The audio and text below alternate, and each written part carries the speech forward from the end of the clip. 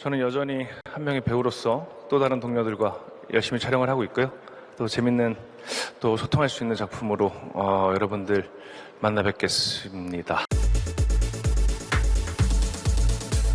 안녕하세요，歡迎收睇 Toxic Baby 嘅韓劇《韓星日報》。呢兩日被百想嘅消息洗版，再次恭喜朱智勳成為視帝啊！朱智勳領獎嘅時候透露，目前正係拍攝緊新嘅作品。朱智勳喺2024年一共有3套劇集，分別係《支配物種》、《照明商店》同《愛在獨木橋》。而2025年就有《外傷重症中心》，真係一位非常高產嘅演員啦。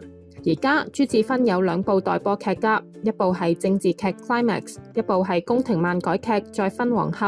而朱智勳喺百想上提到，正係拍攝緊㗎，相信就係 Climax。Climax 嘅女主角係何志遠 ，Toxic Baby 特登去睇下何志遠嘅 IG， 果然有發現啦。何志遠4月4號嘅貼就係佢拍 Climax 嘅放工相，佢哋4月底仲去到海邊拍攝添。講下 Climax 嘅內容，目前網上可以揾到嘅資料唔多，韓國維基上嘅介紹係咁寫㗎。本劇以韓國龐大嘅商業同娛樂圈為背景，講述一對夫妻懷抱住無盡嘅慾望，為咗達到頂峰而互相踐踏嘅故事。除咗朱智勳同何志遠 ，Climax 嘅陣容仲有最強綠葉吳正世同埋黑暗榮耀嘅空姐車珠英。講完 Climax， 不如又講下再婚皇后啦。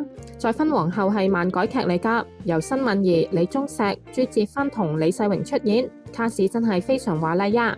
故事係以宮廷為背景，大家睇下呢個漫畫嘅封面就可以知道係咩嘅感覺啦。申敏兒飾演皇后，朱智勳飾演皇帝，李世榮就飾演朱智勳嘅情婦。因為朱智勳出軌，所以申敏兒要離婚。後嚟佢遇到另一個王國嘅王子李鐘碩，兩個人結婚之後，申敏兒再度成為皇后。又再根據韓國維基嘅資料啦，再婚皇后嘅拍攝時間係2025年嘅5月至11月。唔通朱智勳要同時拍2部作品？好啦，今次講到呢度先。想睇更多關於韓劇韓星嘅分享，記得訂閱 Toxic Baby 嘅頻道啦。另外，如果想學韓文，可以嚟報讀我哋 Flying Oppa嘅韓文班，詳情可以去 IG 揾 Korean SSG 查詢。好啦，今次講到呢度，多謝大家嘅支持，下次再見，안녕，拜拜。